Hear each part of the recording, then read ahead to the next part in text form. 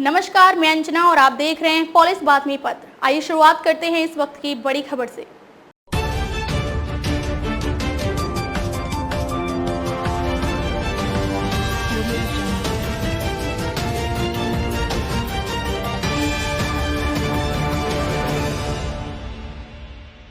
Israeli हमले में मारा गया हमास का एक और बड़ा कमांडर।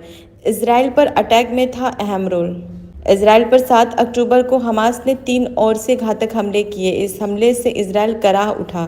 इस हमले में हमास के कमांडर मुअत्ताज ईद की अहम भूमिका था। इजराइल के गाजा पट्टी पर किए गए पलटवार में यह हमास कमांडर भी मारा गया। इजराइल को इस कमांडर के 7 अक्टूबर को इजराइल पर अटैक के मामले में वांछित होने की खुफिया जानकारी मिली थी। सटीक खुफिया जानकारी पर गाजा के दक्षिण जिले में इस कमांडर मुअत्ताज ईद को मारकर अंजाम तक पहुंचा दिया गया। चुन चुनकर हमास से बदले ले रही इजरायली सेना। दरअसल इजराइल की सेना अपने देश पर हुए हमास के अटैक के बाद चुन चुनकर हमास से बदला ले रही है। बड़ी खबर है कि इजरायली एयर स्ट्राइक्स में हमास का एक और बड़ा कमांडर मारा गया है। इस कमांडर का नाम मुअत्ताज ईद था। मुअत्ताज ईद ने 7 अक्टूबर के हमले में बड़ी भूमिका अदा की थी। इजराइल की खुफिया एजेंसी उसी दिन से इसके पीछे थी। सटीक खुफिया जानकारी के आधार पर इजरायली एयरफोर्स ने गाजा के दक्षिणी जिले में एयर स्ट्राइक करके मुअत्ताज को उसके अंजाम तक पहुंचा दिया है।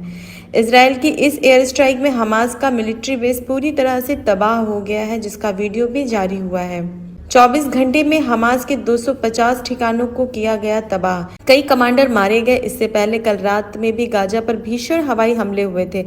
इस हमले में हमास के कई आतंकी मारे गए, कई मिलिट्री ठिकाने ध्वस्त हो गए। इजराइल साफ कह चुका है कि हमास को पूरी तरह से मिटाकर रहेंगे, उसके एक एक आतंकी को ढेर कर देंगे।